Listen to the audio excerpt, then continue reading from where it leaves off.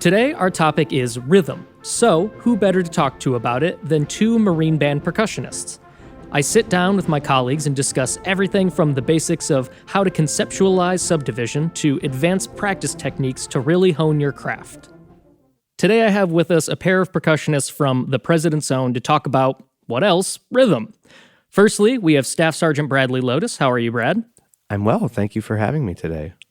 And then there's Staff Sergeant Alex Gardy. Alex, welcome. Hey, how's it going? Thanks for having me. So today is all about time, or more specifically, rhythm. But before we get into all of the nitty-gritty of it, why is rhythm so important? Obviously, it's so we can all play at the same time, but even beyond that, what's the big deal about rhythm? Yeah, like you said, playing in time is really important. When you're playing by yourself, it's important to have a solid foundation in your own personal time and personal rhythm.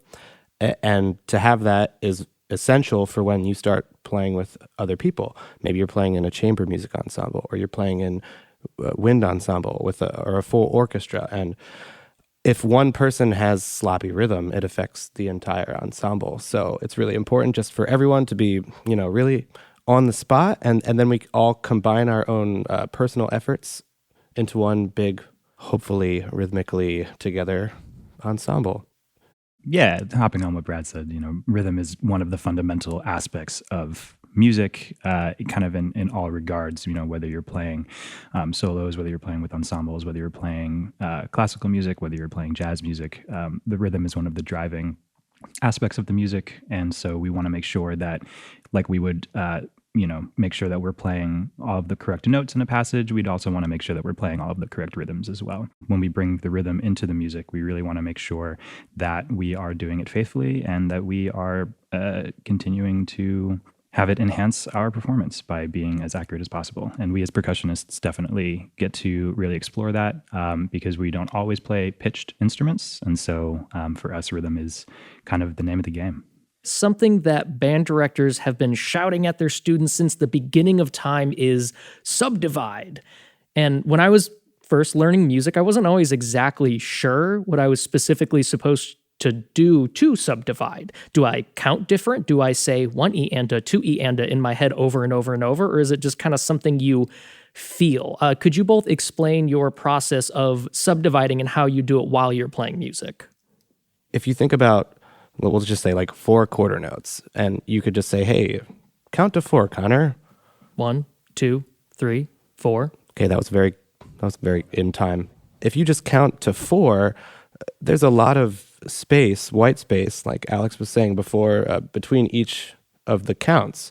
But if you are putting in extra material between each of the numbers, it kind of forces you to stay on track. Yeah, if you put more syllables in between this white space, like you say, you're almost sort of forced to fill it up evenly the way that music works. Right.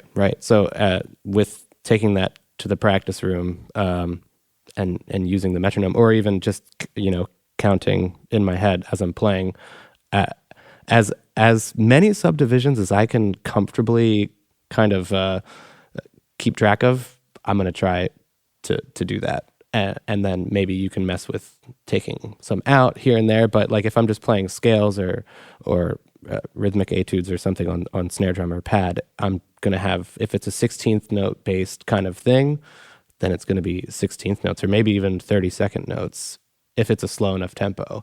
And that just, I don't know, the more information that you have, I feel like it just kind of helps you over time to internalize that subdivision. Mm-hmm. So then it's kind of just on autopilot for you.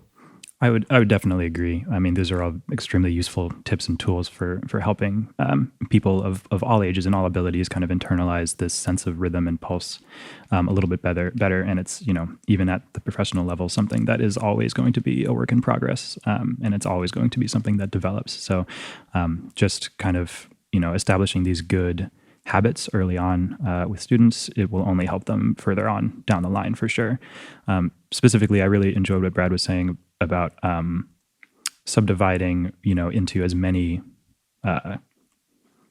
faster rhythms as one can. If you've got a quarter note pulse that's somewhat slow, trying to be able to fit in 16th notes to it. But I also think it's very helpful to experiment a little bit and say, oh, okay, it makes sense. Maybe there's 16th note pulse going on in the rest of the piece. So let's try and do our 16th note subdivisions.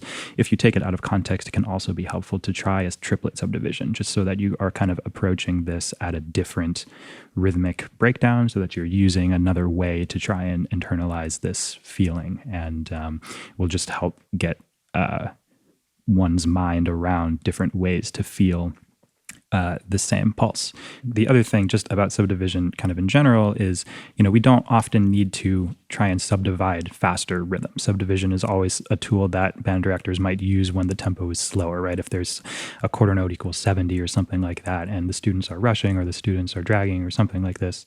And so, having this grander space is sometimes difficult to keep pulse through. And so using the subdivision just instantly, if we're going to from a quarter note to an eighth note, if we're in this duple time grid, then it will instantly just double the tempo. It's a lot easier to keep time at 140 than it is to keep time at 70, just kind of for everybody, just because, again, there's less space in between these notes. And so this is why subdivision is such a useful tool and topic. And, shortening the time in between notes is just a little bit easier for humans for some reason. Yeah, I agree completely. Yeah. And I think I maybe was sitting in on a master class. It was like a jazz drummer or someone at Temple, and they were saying like it's so much harder to control the notes we're not playing than the notes we're playing. That kind of like is the same with like the subdivision and keeping everything on track where it should be. Especially it's slower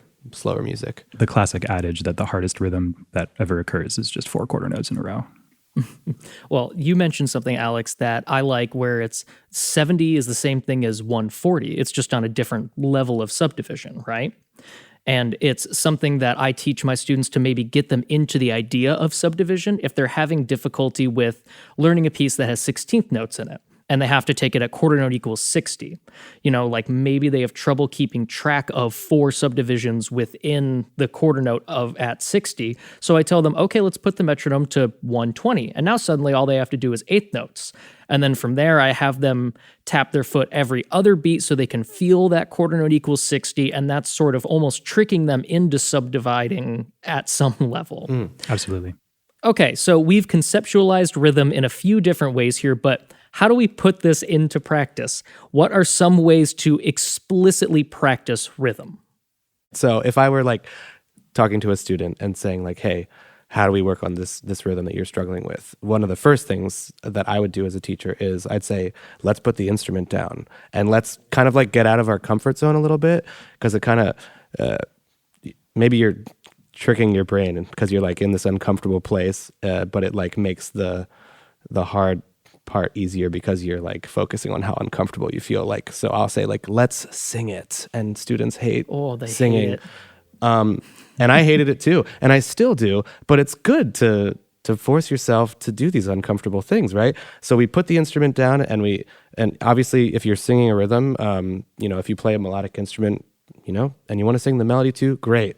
But if you want to just isolate the rhythm, it's very fine to just do a very boring monosyllabic blah, blah, blah, blah, blah sort of thing. And just, force yourself to do that. Or instead of singing, you can clap your rhythm, or, maybe force yourself to clap the macro beats while you're singing the part. That's another thing. And also, we can all be honorary drummers too, and we can, just like tap a rhythm on our knee or, anywhere on the music stand with your pencil that you brought to rehearsal. Of course, always, of course. That's just assumed.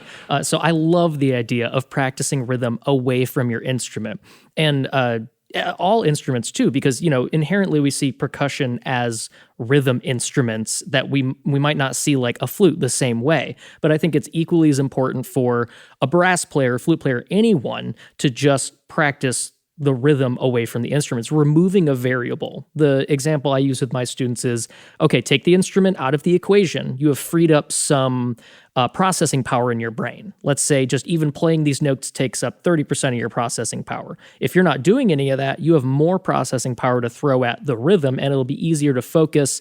And then you practice that over and over again, and then the processing power it takes to do that rhythm goes down and down and down, and eventually you can do both.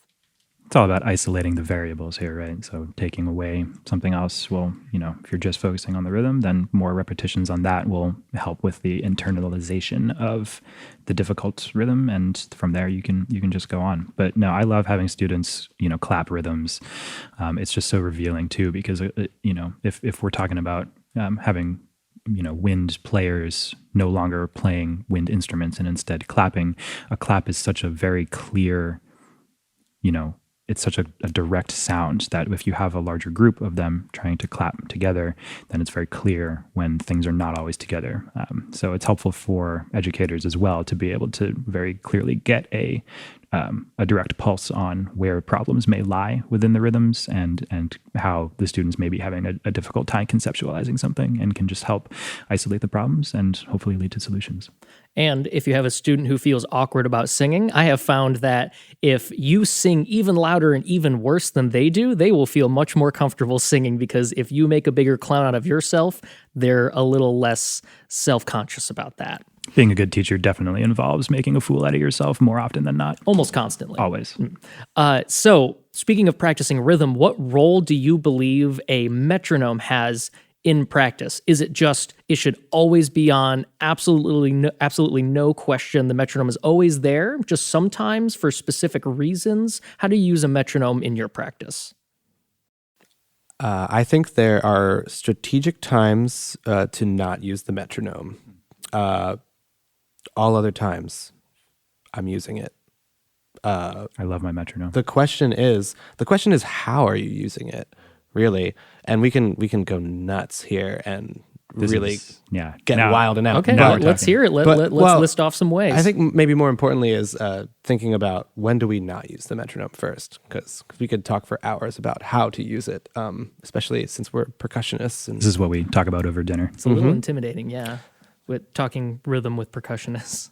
Yeah. So Alex, as soon as I started talking about it, he chimed in with, "I love my metronome." I do, and I do too. But we can kind of sort of have too much of a lean on our metronome. Maybe it becomes too much of a crutch. And I definitely fell into that sort of that pitfall. It was tragic. When I was in university, I think I was just using the metronome all the time, every time, too much. Even if I was doing run-throughs of pieces, the metronome was on. And so I think a big aha moment for me was stopping that, especially if I was doing run-throughs of pieces, or even just playing smaller sections of pieces, because I just kind of was relying on it too much. And then so I'm like, oh yeah, my rhythm's great because I'm playing exactly with the metronome.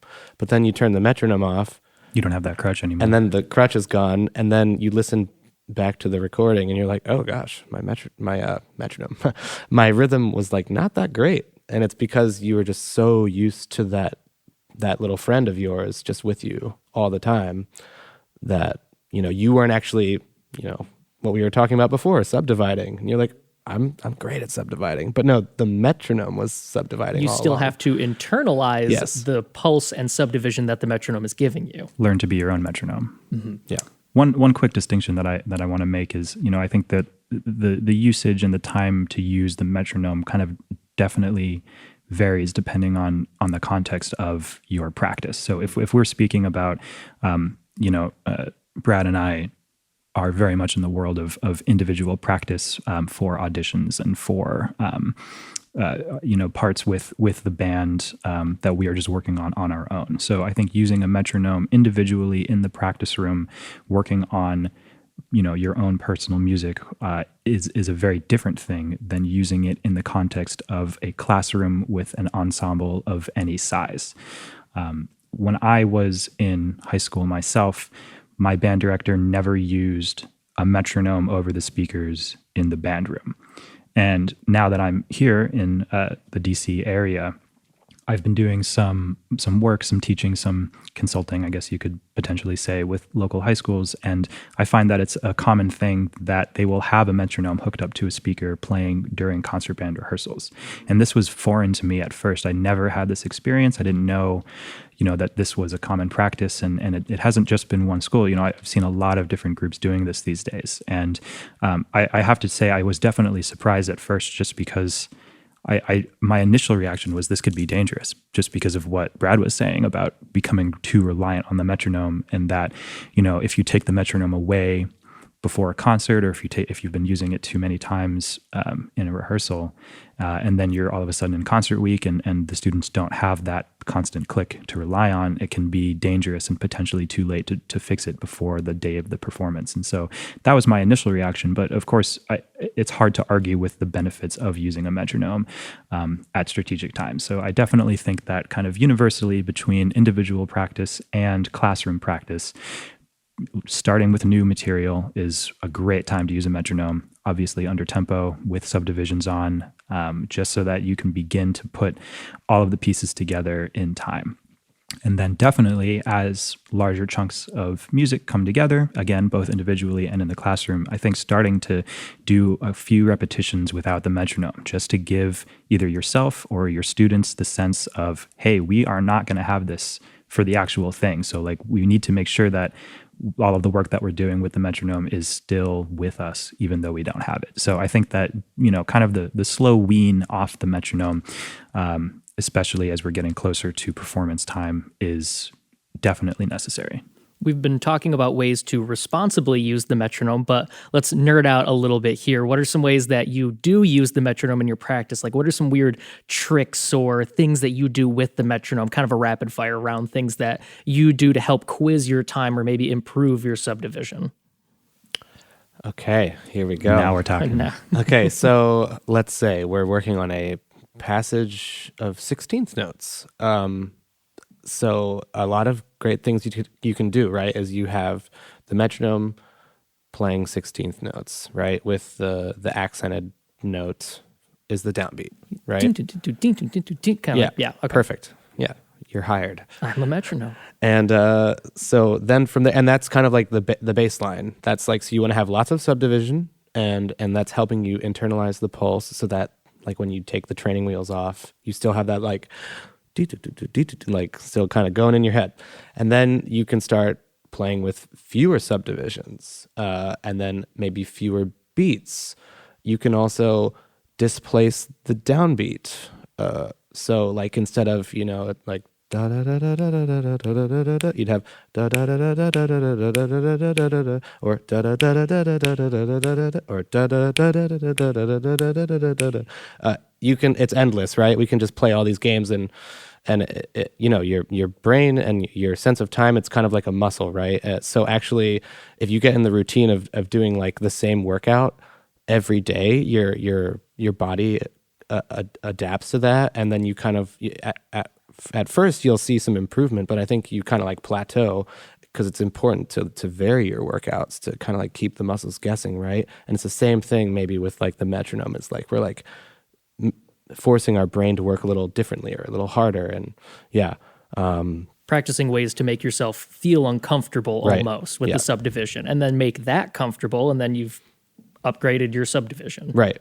And then so there's moving the downbeat. You can have fewer subdivisions, fewer beats, I was saying. So like you could have quarter notes when you're first starting out, and then you could move to half notes, and then you could have a whole note. Or like, it could be fun too if you're like, let's say you're playing something in 4/4 time, and you have the beat going every 3 beats or every 5 beats. This sounds like torture, but very helpful and educating torture. Right.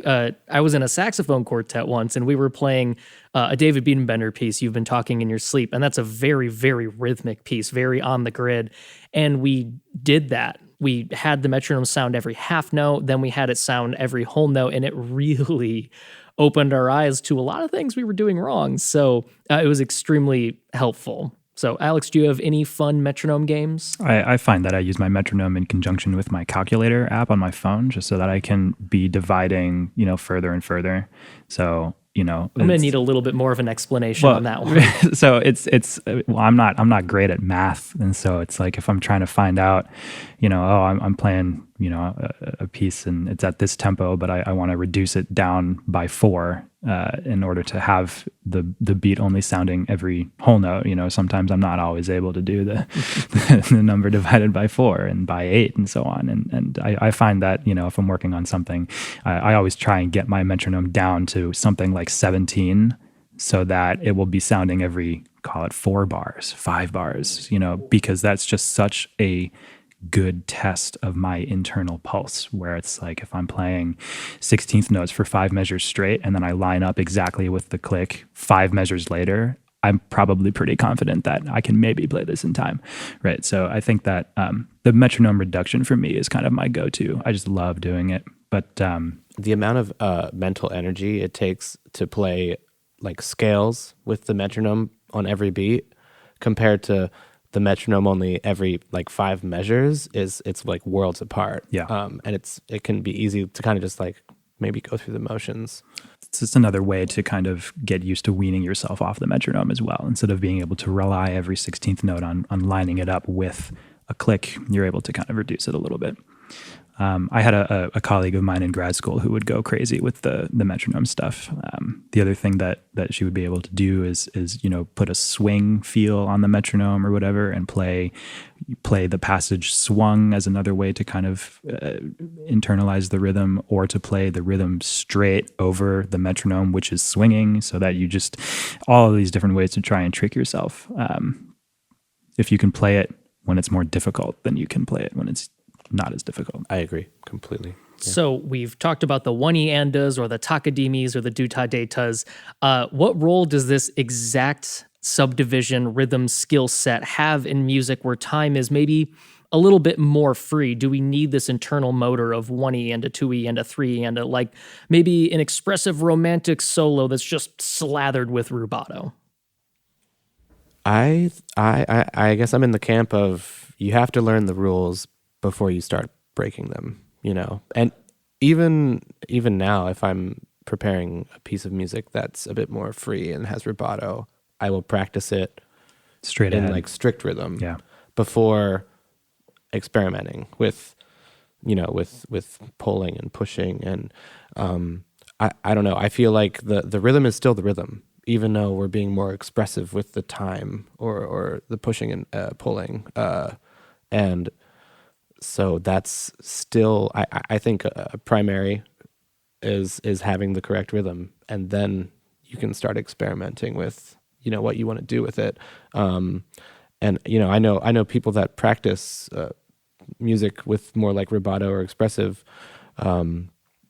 rhythm, that they'll still have the metronome on. And if they kind of like want to return to like, if it like the metronome is in the middle, right? Like that neutral area. If they start pushing ahead, then they find somewhere in the music to like pull back and find the metronome again. And, or if you're pulling back, it's like a push and pull kind of thing. It shouldn't just always be like pushing, one direction. Always be pulling, and that gets stale, I think. I had when I was an undergrad, this is a very specific example, but as percussionists, if we want to play some solos, oftentimes a good place for us to kind of look is music of other instruments, because percussion as a whole is newer than many other instruments. And so one of the things that we do in conservatory a lot is play Bach on marimba, whether it be the Bach violin sonatas, the cello suites, even some piano music, lute music. And so when I was early on in my undergrad studies, my teacher was explaining kind of their approach to playing specifically Bach. And this isn't always a universal truth, but how, it was their opinion that Bach should always be a push and a pull, and it should never be, you always kind of want to try and return to where you started in terms of you're managing your rubatos. And so I think that what Brad was saying was 100% correct, where before you can start getting fancy with it, you should definitely be able to play it straight ahead, straight through, completely in time with a metronome, because then you'll be able to have that internalized sense of pulse and rhythm. And then from there, you can start to add your rubatos in places that you feel comfortable doing so, and where you feel it would enhance the music, but then still be able to have that pulse to return to. So I definitely agree with, start by playing it in time before playing it out of time.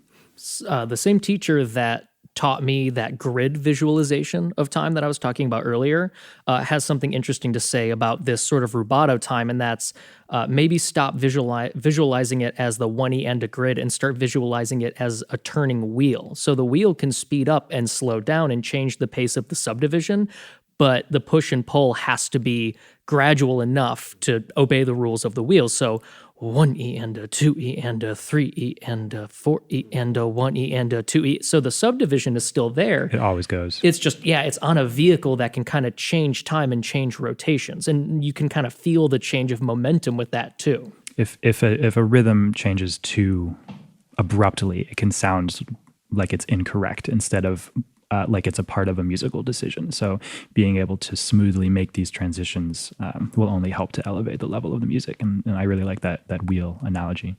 Now I'm just thinking of water wheels and like mills on rivers and water stuff. Mill. Yeah, that's exactly Yeah. like a creek. That's what I think of. And especially doing Bach music, like you said, saxophone is also somewhat of a newer kid on the block. And so we play the flute partita in A minor, the Bach cello suites on Barry, of course. And that's where I got that tip about the turning wheel, is with just something that's a block of 16th notes that you have to make sound musical. In these advanced sort of rhythmic concepts that we're talking about here, and practicing time not just in the correct rhythms, but making them in the exact correct place, something that comes up a lot of the time is, oh, you're crushing that rhythm, or that rhythm's crushing just a little bit. What is crushing a rhythm, and do you have any strategies to combat that? Crushing, I guess I would define maybe as your time is good, but the rhythm that you're playing within that good time is not good. So maybe your right? pulse is good, but everything happening pulse, between your foot taps Right. is... So if we're thinking of maybe like a sextuplet triplet with an eighth note, right? So bum, bum, bum, bum. So like if you're thinking of the subdivision, it should be begada, but you could be like and like, the time, the pulse is still good, but you're crushing the rhythm. So I guess to combat that, I'd just be like before, using subdivisions with the metronome, and also then when the metronome isn't in play, just be internalizing that. And you could especially maybe internalize the for that specific example, you could be internalizing the second triplet while you're only playing the eighth note.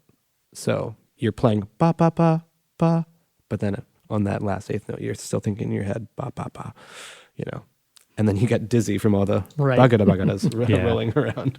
Specific to that example, making the rhythm, adding it, like reducing the rhythm and then adding it back in. So if you take out the second of those sextuplets, ba ba da, ba ba da, ba ba da, or then you take out the third one, ba da ba, ba da ba, ba da ba. You take out, I don't know, the first one, ba da da, ba da da. Ba-da-da, just different games that you can play with yourself to remove and then add back in the rhythm is a great way of doing it. But I also find that kind of more generally, crushing can happen when we're nervous. For me, it's definitely a thing that if I'm in an audition or a high pressure performance or something like this, the nerves are going to, I'm going to feel them a little bit, and I'm thinking about all these things, and maybe, I'm like rushing, but I've done really good metronome work, and so my pulse is okay, but like I'm rushing through these sextuplets or these 16th notes or something like that. So, this is as with any other thing to practice and getting ready to play when you're a little bit uncomfortable or a little bit nervous, whether you're preparing for an audition or an assessment or something like this. Just practice performing nervous. Play for other people, play for your recorder. Do anything that you can to feel like you might feel on the day, and then practice under those conditions and see if you are indeed crushing rhythms or if you're not. And it's just, if it's something to draw your attention to or not. But I think that just being nervous is always a good way of preparing to be nervous. And I found sometimes people can't hear their own crushing. And so a trick that I did to prepare for my audition here into the band, it might be a little bit crazy, was to play something at full tempo and then slow the recording down and subdivide then. And something I learned, speaking of triplet versus eighth note subdivisions, Brad, is in Molly on the Shore. That triplet, the I was crushing that into 2 16th notes and an eighth note. Right. Yeah. And at tempo, that's a really, really hard thing to catch. It's a very subtle difference, but it is there. And so maybe you're playing the time correctly, but just those 2 tiny little notes are crushed. Another thing, I've definitely done this with students before, is to, I guess, embrace the incorrectness and even take it a step further and play something intentionally wrong. Just so that you hear it. To really just exaggerate the incorrectness and then pull it back the opposite way, maybe, and then find the center. Right. Arguably, it's just as important to know what not to do than what to do. So, Brad, Alex, thank you so much for nerding out with me about rhythm. It was really nice to have you on, and hope to see you on the podcast again. Thanks for having us. Thanks, Connor. Yeah, we appreciate it.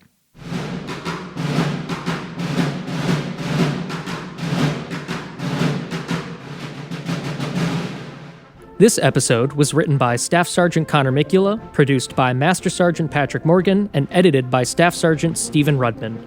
Recorded in John Philip Sousa Band Hall at Marine Barracks, Washington, D.C.